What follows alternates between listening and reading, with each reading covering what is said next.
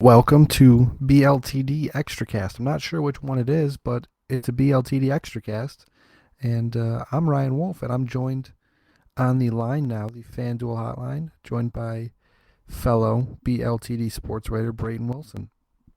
Hello. Hi. That was very excited there for a second. I Uh, I am very excited. It's been a it's while.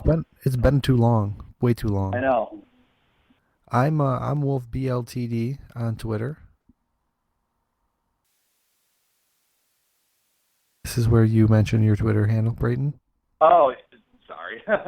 And I am BJ Wilson, WGR. It's different format for sure. But I think you'll get it. It's okay. Yeah, Uh, I'll get it eventually. but Get it.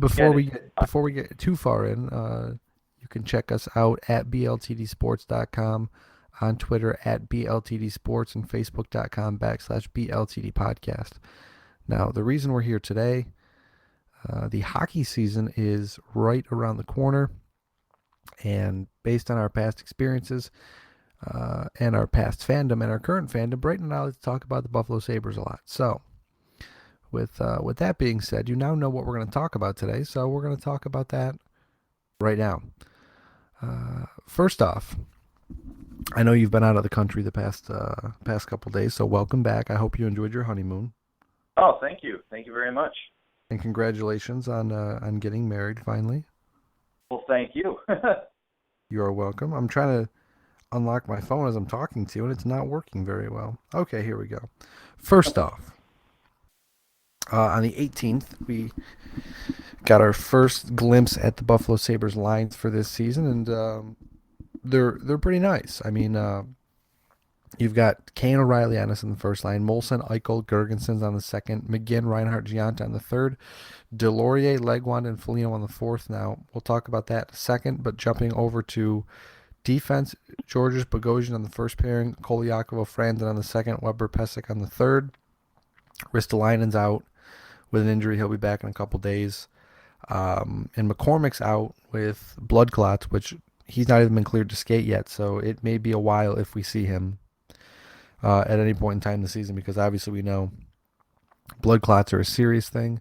But what are your immediate thoughts on this on those lines as Well, you I think I hear them right put it now? on Twitter with yesterday's. During yesterday's game, I just kind of brought up the point. I wonder what the over/under is going to be for the amount of goals that the first line is going to score, because so far with this preseason, we've seen Tyler Ennis, scoring goals, Evander Kane scoring goals, O'Reilly setting up guys, Eichel setting up guys. I mean, clearly we know that Evander Kane and Tyler Ennis are going to be on the first line, and I'm pretty sure that it's going to be Ryan O'Reilly as the first line center for now, unless Jack Eichel uh, outperforms him in the last two or three preseason games. So, I like what I'm seeing so far though, with both O'Reilly and Eichel playing with the top caliber talents in Ennis and Kane. But even after that, you look at the third line with with Gianta, Reinhart, and who else was it who was on the left wing on that line? Again, McGinn, right? Yes. So you look at the other lines, and they all look really, really solid. Reinhardt's looked very good this preseason. He had 3 assists against Toronto the other night. So I think that this roster can't be underlooked by a lot of teams, and I think that some of the teams that have played Buffalo already have learned that pretty quickly, especially Ottawa last night, where even though Ottawa beat us a few nights ago in Buffalo, we went to Ottawa last night. We pretty much put it to them after they got up 2-0 early. it's it's been a lot of fun so far to watch the hype train gain some steam as preseason's gone on, because people have said, the Buffalo Sabres. I know, like yesterday or the day before, we saw that Bodog, one of the Las Vegas bookies, said that the over under on Sabres wins was 5. Like more Sabres wins was 5. Um, which is ridiculous, because They haven't been very good. They've been historically bad the past 2 years, as we know. Uh, Hmm. and they added 9 to 10 new players. So you're expecting more talent to come in and then still to be bad. I don't believe that to be the case. Like you said, Kane, O'Reilly, and Ennis. That's going to be a fun line to watch. There's a lot of worries not only from me but from other people throughout the Sabres community who were worried and still are worried that um, Evander Kane and Tyler Ennis's penchant for handling the puck and always making sure the play goes through them Hmm. that may cause some problems. But at this point, looking at the amount of talent when you put those three guys together, or even like on Saturday night when we saw Eichel with Kane and Ennis, it Yeah. was or Eichel was, I don't know, Eichel was with Gergensons last night. I don't remember. Either way, they're moving the lines around and the talented players are gelling very well, and Hmm. it'll be interesting to see how that dynamic works out in terms of like I said with Kane and Ennis, like, can handle the puck, but you figure a talented guy like Ryan O'Reilly can really work on that, and everybody can be a playmaker. And so far, I mean, it's shown that as long as you're in the right place at the right time, the puck will get to you. Doesn't matter who you Hmm. are, doesn't matter what line you're playing on. Um, I mean, the line I'm very excited for would obviously be the Eichel, Molson, Gergensons line. Not only because Eichel's there, but because Gergensons is moving to wing. I'm assuming. I don't know if Sam Reinhart ends up at center or ends up at wing. It probably all depends on how people develop in the next couple of years. But Hmm. if putting him at right wing means you put Gergensons back at center, I mean, if Gergensons doesn't work out, you at wing, you obviously have to try to move him back to center, and then maybe Hmm. Reinhart gets a shot there. But I mean, if in the future your three centers are Eichel, O'Reilly, and Reinhardt, I mean, that's not bad at all. No, it's So not. That's probably one of the best lineup of centers is in the NHL once Eichel and Reinhardt are fully developed, and exactly. if O'Reilly is still playing up to the type of play that he's capable of. I mean, you know, I mean, we saw it yesterday with Ennis and Eichel. Tyler Ennis, I was listening to the broadcast with Dan Dunleavy and Rob Ray, and I think that I don't remember who it was, but one of them said that the on Ennis' second goal, that one of them said Ennis, that was probably the best pass that Ennis has seen or it was Paul Hamilton during the intermission. He said that it was probably the best pass that Ennis has seen in his 6 years as a Buffalo Sabre. And when you get guys like an Eichel and O'Reilly that can get you the puck, that are premier passers, you're going to be able to create chances. You're going to be able to score more goals. And general manager Tim Murray, he did an excellent job acquiring Ryan O'Reilly, and of course we fell into where we were to draft Eichel. But I mean, when you can acquire two top line players in one day at the NHL draft, you know your franchise is going in the right direction because Ryan O'Reilly is still a very good player in the NHL. Jack Eichel, we're seeing it right now, and we are in full belief that he can become a great player in the NHL. So, it all kind of comes together, and it really helps when you got guys that can move the puck, that can pass the puck, and that guys who could finish certain plays. Now, the one thing that stuck out to me was on the fourth line. Now, last year, Johan Larsson really earned his spot on this team. I mean, or he earned his chance this season, working hard last season and finally looking like he was ready to make the jump from the AHL to the NHL. For those who don't remember or may have forgotten, obviously Johan Larsson was part of the Jason Pominville deal a handful of years ago, and has yet to really been able to make the jump. He's too. I don't know if he's necessarily too good for the AHL, but he's certainly good enough. Then he comes to the NHL, and his game just does not translate. But late last year, it started to happen, started to stick out. Everyone said, okay, maybe this guy has a spot on the team. Then the first set of lines come out for training camp, and he's on a fifth line or a sixth line. But as training camp has gone on, we've seen that he has kind of supplanted David Legwand for the fourth line role. Um, Mm-hmm. Don't know if that's going to be something that sticks or if they're just trying to give him an opportunity to see if he can play. But every time he has played, he's played very well. He's been very impressive. The question I have for you, Brayton, is would you be, first off, surprised, and second off, fine with Johan Larsson supplanting David Legwand on the fourth line? Absolutely. Absolutely. I think that Johan Larsson, towards the end of last year, um, proved to the organization that he's, worthy of a roster spot. I think that his two-way game is very, very good for especially a fourth line center. I mean, he's still young enough where he's got room to improve and he's got room to grow where he can maybe become, more than just the fourth line center.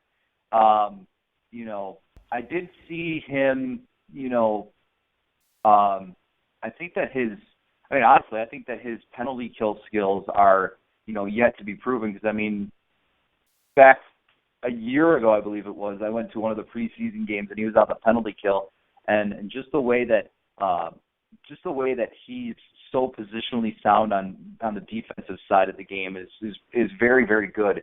So I think that he's definitely still got room to improve his game. He's got room to grow. I would love to see Johan Larsson get the start on the fourth line as the center, or even for that matter on the wing or whatever has to happen for him to get into the starting lineup. But I'm very, very intrigued with the possibility of Johan Larsson being in the lineup. I want to see him grow even more because I think that he can become a very good centerman or winger, very much, like some of the other Swedes that we've seen come to the NHL lately. Now, the one thing that a lot of people have said is that there's no possible way he'll clear waivers, which I think that's a testament to the work that he's done and the development that he has shown. But at some point in time, you would hope the Buffalo Sabres would say, okay, we've got a good thing, let's give it a shot.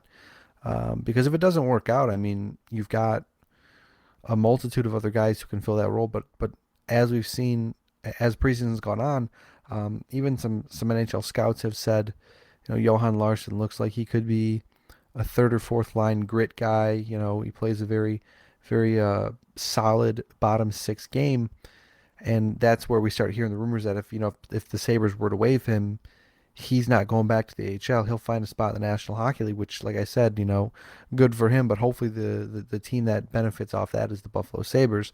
I know they brought David Legwand in for veteran presence, but if Legwand is not showing you in camp what you wanted or what you expected out of him, I mean, you kind of have to cut the cord. You'd have to think, but I mean, David Legwand brings, you want veteran presence. He brings veteran presence. He's played a bunch of hockey games in the National Hockey League. He's ups and downs and lefts and rights. He knows it all. So certainly he would be good for the team, but for the team overall, with, like I said, being a veteran and having a ton of kids on the team. But if Johan Larsson's better for the spot, I almost think you have to go with Johan Larsson in the fourth line. Mm-hmm.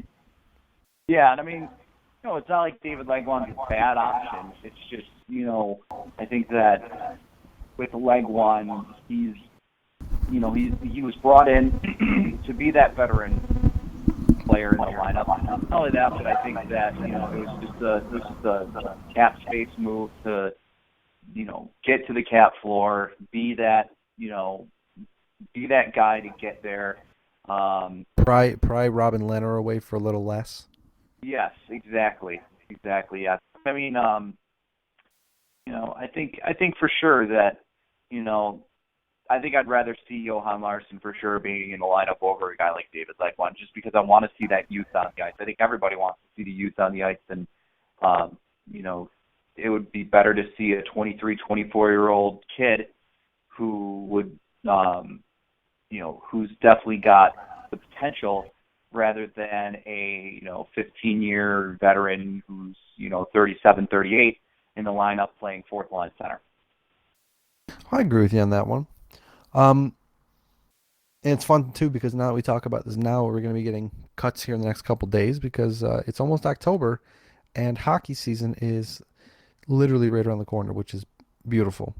Um, Now you brought something up a little while ago, the over under on the first line goals. For you, what is I have my prediction, I'll tell you in a second, but what is your Hmm. prediction on the over under for first line goals next season? Well, I thought about it a little bit last night, and I'm going to say that the over/under is probably going to be like 80, 85, because you know, I honestly think that Kane could get 35, 40 goals this year, um, and then Tyler Ennis is probably going to get a handful of goals too, probably maybe even 30, 35 himself. And then Ryan O'Reilly is certainly bound to get some goals. Um, so I think that if you let's just say Kane gets 40, Ennis gets 35, and O'Reilly gets 20. So if my math is correct, that would be 85. I'm thinking personally, I mean, I certainly think I would love to see that come true because, in a nutshell, if the Sabres top line scores 85 goals, that's going to be. Sorry, I'm trying to look something up. My phone is sending me in the wrong spot. If they score 85 goals on the first line, that they are definitely going to be pushing for a playoff spot. Mm-hmm. Um, I don't know if that might be a little optimistic at this point, but I'm going to say, I mean, because you look at what Ryan O'Reilly has done in the past. Last year, he scored 17 goals with a Colorado team that was poor. 2 years ago, he scored 28 with a Colorado Avalanche team that was good. Before that, he had not hit 20 goals. So I would probably be safe to say Ryan O'Reilly hits 20 to 25, and I'm comfortable with that because it's a very talented team that he's playing on. Mm-hmm. Um, I mean, obviously, possession numbers and all that stuff will determine how well they are, but that's a different conversation for a different time. But I think O'Reilly's, you could lock him in at least 20 goals, maybe 25 being the ceiling. With Ennis, I'm probably going to say 25 to 30, just because he scored 20 in 2 straight years on two historically bad teams, and now the talent around him is better. Um, I mean, with more people wanting the puck on his line and more people on his line scoring, I'm thinking that 25 to 30 is a good goal for him. And then I think the same with Evander Kane. At least just off the bat, if he plays a full season, I mean, he could score 35 easily. But I'm thinking probably 25 or 30 for him. So I mean, optimistically, I'm thinking maybe 80, 85, like you said, but Mm-hmm. on the high end, because if O'Reilly gets 25, if Ennis gets 30, and Kane gets 30, that's 85. So yeah, that would make sense. We're podcasters, not mathematicians over here. Right. But I'm trying to do math in my head, and I'm like, this doesn't make any sense. But Yeah, I think I didn't go to school to be a mathematician, that's for sure. I didn't go to be a math teacher. But on the low end, I would say 60. I mean, that's 20 goals apiece. That's Mm-hmm. being as unoptimistic as I can. Right. Just saying 60 goals, spread out some way, shape, or form. Because we know O'Reilly is not a prolific goal scorer. He's more of a set up than to a finisher. He only has Mm-hmm. 90 goals and only 90 goals in his National Hockey League career. But as I've said, the last 2 seasons he's put the puck in the net. Scored at least 17 goals the past 2 years. So I mean that's certainly good. So like I said, 80 goals seems on the high end, 60 on the low end. Mm-hmm. Yeah. If they No, fall I if they agree. fall somewhere in between, it's certainly a good day. Yeah. Yeah, I mean, if they have any less than 60 goals in the season, I think you'd call that a disappointment. Yeah. However, if you get 80 goals out of them, that's probably, I mean, that's going to be considered like it's going to be considered a very successful year. And if you look at your second line right now, I think if Molson, he should be able to hit 20 goals again. Eichel, I'm thinking 12 to 15 is solid for him. And Gergensons, I don't really know what to expect because Mhm. his role is different. He's playing a different position. Um, I mean, I would want to think that, if you get 45 goals from your second line, that's probably super huge. 15 apiece, or like I said, spread out any which way you may break it up. But if your second line can score 45 to 50 goals, you should have a very good team. And with the talent there, I mean, we saw how Matt Molson worked with John Tavares in New York on the island, Hmm. and he's getting as talented, if not more talented, kid in Jack Eichel, as we know, who are gelling on and off the ice. They're living together, and on the ice, they're obviously line mates.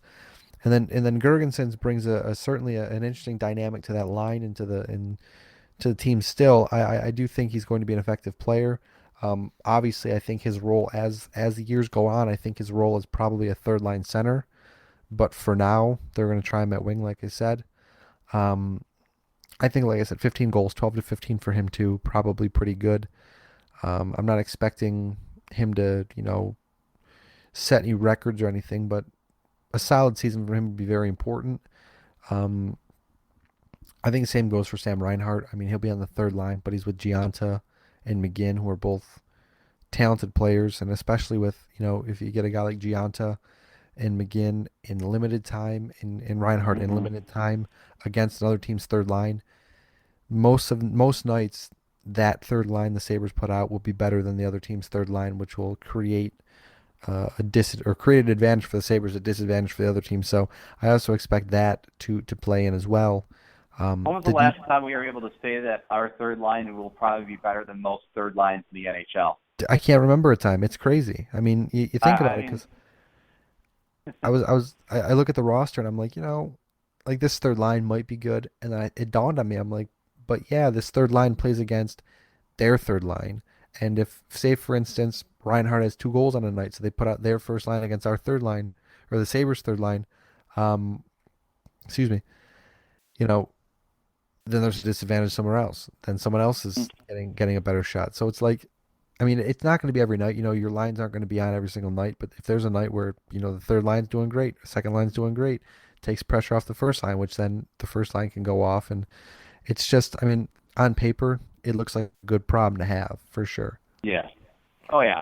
Yeah. No. I mean, um, you know, last year our top line probably wasn't even better than another team's third line.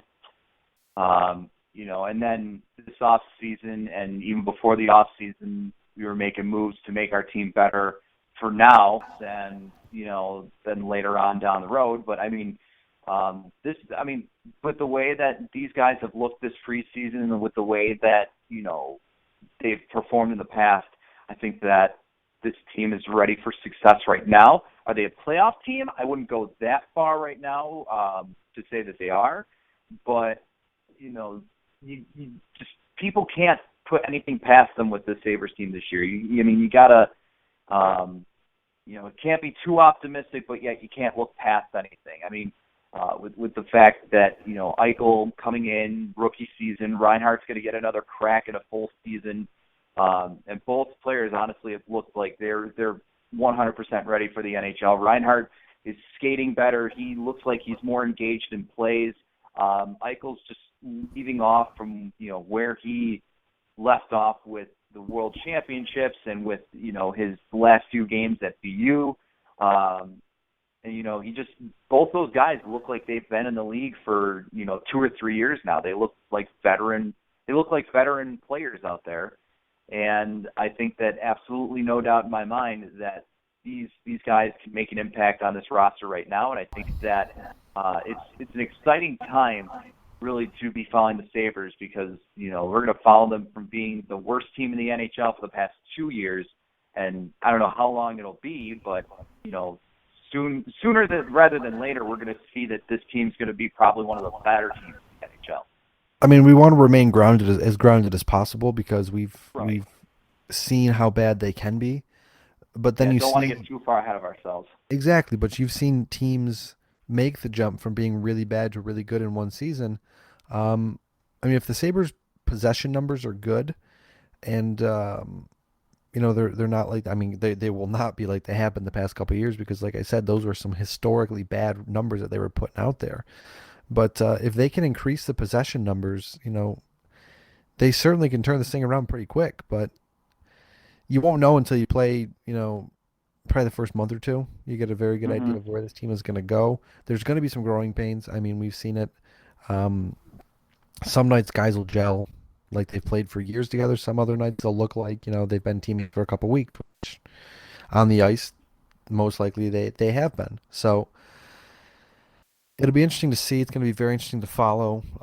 Being a fan, it's no more exciting than it is right now because you have this team that has been terrible, as we've talked about. That's even if they're not great this season, the excitement level is still there because of all the talent that is here. You can see the light at the end of the tunnel. You can see it, and it looks pretty nice, very bright, and maybe there's a Stanley Cup there. We don't know yet, but I mean, the NHL is picking up the hype. Everyone's talking about the Sabres being a contender for a very long time. How they've set themselves up. How Tim Murray has been relentless in his approach. Which brings me to my next thing that I wanted to mention to you. One of the reasons I actually wanted to podcast with you because I wanted to get your reaction on this. Um, EJ Radick last night confirmed the rumor, but apparently a couple days ago, the fourth period, had mentioned that Tim Murray strongly considered trading Jack Eichel following the National Hockey League draft. Now, we know how Tim Murray is. He does due diligence on everything. He'll listen about every single player. He may not give you the time of day in terms of actually offering a trade, but if you want to call him and humor him with something, he'll listen. Now, as mentioned, EJ Radick was on MSG last night on the Rangers, I think, pregame, postgame, intermission report, whatever, and he started dropping some bombs. And one of the things he said was um, Eichel for Stamkos was on the table. Hmm. And the Sabres walked away from it because obviously they want to keep Eichel. But I feel like that should tell you everything you need to know about this team. Is Oh that yeah, absolutely. Tim Murray will listen on anybody. I mean, I understand there's a myriad of reasons you keep Jack Eichel over Stamkos with Stamkos' contract being up, likely headed to Toronto at the end of the season if he's not under contract. With the Lightning, I should say, if he becomes a free agent, he'll likely go to Toronto. But so there's that. You lose Eichel. You only have Eichel for a year. You only have Stamkos for a year. You lose Eichel forever. Um, the amount of extra cost it would be because it obviously wouldn't be Stamkos for Eichel straight up. It would be more pieces to the puzzle. Obviously, they said a big piece from the Sabres would also be headed there, so you'd be interested to see what that was. But I mean that kind of everyone kind of shook their core a little when we saw that, and like I said last night with the confirmation on Saturday, um, very impressive, very crazy to hear names like Steven Stamkos linked to the Buffalo Sabres for sure. Mhm. Yeah, and I mean, I wouldn't have made that trade. No way. Not in 100 years. I mean, because yes, Steven Stamkos is a former number one overall pick. Yes, Steven Stamkos is the face of the Tampa Bay Lightning franchise. However, he's due for a huge payday. And are you willing to make that commitment to pay him over $10 million a year? Because I mean, there's no doubt in my mind he's getting over $10 million a year. He might even get $11 million a year. And then not only that, but you're going to give up an 18-year-old kid who's got the future all you know all there for him, who would have gone number one any other year if it wasn't for this year and Connor McDavid. Um, and a kid that is probably the face of USA Hockey for the next coming 10, 15 years. I would definitely say that I would rather take the 18-year-old kid with the number 2 overall pick than trading for a guy that's been in the league for some time. Granted, he's a stellar player, phenomenal player. I just wouldn't want to take that risk and trade away my future for a guy that is already established. Granted, yes, I know that we want to win now. We want to get better in the immediate future. But I think that it probably would have been a mistake if the Sabres had traded away the second overall pick to get Steven Stamkos. one of those deals that you probably could pull off. First off, if it wasn't Eichel, I mean, granted, if you don't have Eichel in that deal, it's probably a deal breaker. But Yeah. that's a move you make if you're ready to make the leap from maybe playoff contender to Stanley Cup contender, Hmm. Stanley Cup favorite. Um, I mean, I still, I'm very happy with the Sabres where they're at with Eichel, with everybody else. It's going to be fine. Things are going to be okay. Hmm. You don't have to make trades like that right now. Now they may be, maybe when the playoffs roll around, they go, hey, we can get a guy like Stamkos. I don't think it's going to happen. Maybe he's available at the deadline, and you can trade a myriad of picks and players to get him. Um, and you think he could put you over the edge. Maybe that's the time to do it. But right now, getting rid of Jack Eichel, not a good idea. Not a good idea for now. Not a good idea for the future. Hmm. Yeah, Now, no, I agree. You gotta. I mean, you can't, you should never think that way. But I mean, you know, I can understand why Tim Murray took the call, just because it's Steven Stamkos, probably in my opinion one of the top 5 player in this league. But you know, I'm just not. I'm not willing to part with a potential top talent in this league, top 5 player, to grab one right now. I'd much rather be better down the road. Um, with the prospect pool that we have, and when they're fully developed, I'd much rather be winning championships, like a lot of championships later, than win one now and maybe never get a chance to win one again. exactly. Um, Last thing before we wrap this bad boy up, I see that you just posted an article on Yes. BLTDsports.com. So I'll ask about that in a second, but I have a quick story to tell you. Last night I was Well, sitting here, Saturday night, and I'm checking Twitter, and then my girlfriend goes, "Why is Brayton talking randomly about Brandon Gooley?" And I didn't know at the time what you were doing, and I was like, "He's probably writing a story." I was like, "That's just how he does things. That's just how he does business. He'll start tweeting about it, and then he'll go and he'll do the story." And she's like, "Okay." And then like 15 minutes later, I go on to check the website, and you started writing a story, and I swear to God, uh, almost died from laughter because I was like, "Damn man, I was spot on, nailed it." So I want you to tell me now. Don't give it away, but give the listeners a brief overview of your piece on Brandon Gooley that is now live over at bltdsports.com. well, I just went over the fact that I went over the 3 games that he's played so far this preseason. I talked about some of the good things he's done, some of the things he could work on, especially with him being so young. And I put up a couple of vines, one of a good play that he made, one of a bad play that he made. And I just there's something else I can't think of what I want to say though for it. But it's just a look at what good things he's done, what's bad things he's done, and it's just sort of one of those things where, okay, should he get the chance to get a stint in the NHL before going back to juniors, or does he just go back to juniors without getting that chance? So, it was one of those spur of the moment thoughts, and I figured I'd write something up about it. And I mean, I will say this though, Brendan Gooley, his puck possession stats are not that bad for the 3 games that he's played. I mean, he's probably been one of the best possession stat players Sabres have had in the 3 preseason games he's played. I look forward to checking that out, and everyone else should check that out as well. Uh, this has been a very successful Sabres cast, BLTD Extracast. Myself, Ryan Wolfe, at WolfeBLTD on Twitter. Brayton is at BJWilsonWGR on Twitter. Hockey season is right around the corner, man. I am very, very, very, very excited. Glad to have hockey Mm-hmm. back. Hopefully, we will be able to have a presence at some hockey games this season. If not, Absolutely. we will adjust accordingly. But is there anything else you'd like to add before we call this a podcast? Well, for anybody, the only thing that I'll add is that for anybody that is, listening to this podcast, have made it this far. First of all, if you made it this far, congratulations.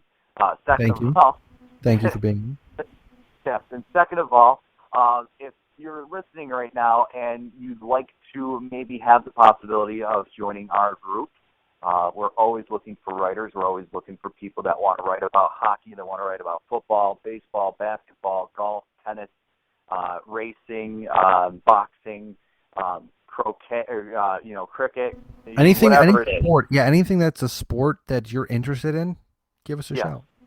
Give us a shot. Absolutely. You can hit us up on Twitter at BLTD Sports. You can hit me or Ryan up on Twitter. You can also email us with your interest, maybe even some of your content. You can email Ryan with Ryan at BLTDsports.com, or you can email myself, Brayton at BLTDsports.com. And we're open to a lot of suggestions. We're open to writers coming in. It's an equal opportunity site where we want to get everybody's perspective. We want to get everybody's opinions, and we're always welcome to new writers, to content. I think that's the big thing, is that we're always looking for content. So We're looking for interesting stuff too. I mean, not just yeah, if you're bored by the normal mundane. I'm honestly, with baseball, with the baseball post coming up, I'm honestly thinking about writing stuff about the baseball post. Yeah, I was thinking about it. The problem I have is I just get with me and writing. I start to write and then I'm like, nah, this isn't going to be a good article, and I never write it. That's why I never write, because I'm always like I'm in my own head. So I podcast a lot, because when I podcast, I can get the words out and I can just say it and just put it on paper, whatever. But yeah, maybe we'll have to do some baseball stuff here soon. I know we're gonna do next week on the podcast. I think we'll do some predictions, Major League Mm-hmm. Baseball predictions. We're gonna keep talking about football, hockey, obviously coming up soon. I know I'm gonna have you on a lot because Lewis likes hockey, but I feel like he may not pay attention to it as much as you and I do. So it may be Right. a thing where I get you on every week for 5 or 10 minutes to talk hockey. Um, Yeah. we'll get you on. We'll get you on. Word. What, Sounds good. with Yeah. that being with that To being go back said, on to go back on my baseball point, though, I think that this baseball postseason is going to be one of the most exciting baseball postseasons I think we've seen in probably a decade, I would say. oh yeah, absolutely, absolutely.